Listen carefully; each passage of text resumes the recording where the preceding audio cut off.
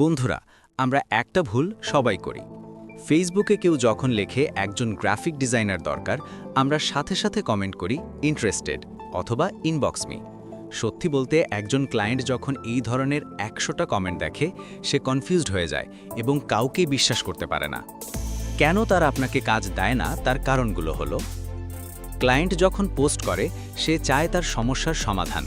আপনি যখন শুধু ইনবক্স লেখেন, তখন ক্লায়েন্ট মনে করে আপনি তার পোস্টটি মন দিয়ে পড়েননি। আপনি তার পেছনে সময় দিতে রাজি নন, তাই সেও আপনাকে কাজ দিতে চায় না। ইনবক্সে মেসেজ দেওয়ার পর যখন ক্লায়েন্ট আপনার প্রোফাইল চেক করে এবং সেখানে কোনো কাজের স্যাম্পল বা প্রফেশনালিজম পায় না, তখন সে ভয় পায়। লোকাল ক্লায়েন্টরা সবসময় চায় এমন কাউকে যে তার কাজটা দায়িত্ব নিয়ে করে দেবে। 100 জন ডিজাইনারের ভিড়ে আপনি আলাদা কেন? আপনি যদি আপনার কমেন্টে বা প্রথম মেসেজে এটা না বোঝাতে পারেন যে আপনি তার বিজনেস নিয়ে ভেবেছেন, তবে আপনি কাজ পাবেন না। সমাধান: ইনবক্স না লিখে যা করবেন, দ্য উইনিং স্ট্র্যাটেজি।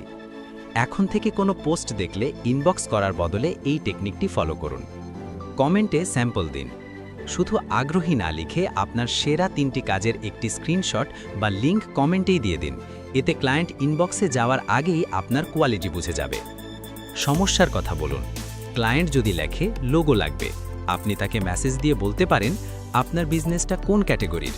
আমি এই ধরনের বিজনেসের জন্য আগে লোগো করেছি, যা ব্র্যান্ড ভ্যালু বাড়াতে সাহায্য করে। আপনি চাইলে আইডিয়া শেয়ার করতে পারি। একটি স্পেশাল ডায়ালগ। মনে রাখবেন, ক্লায়েন্ট মাছ নয় যে আপনি ইনবক্সের বড়শি ফেলবেন আর সে ধরা দেবে।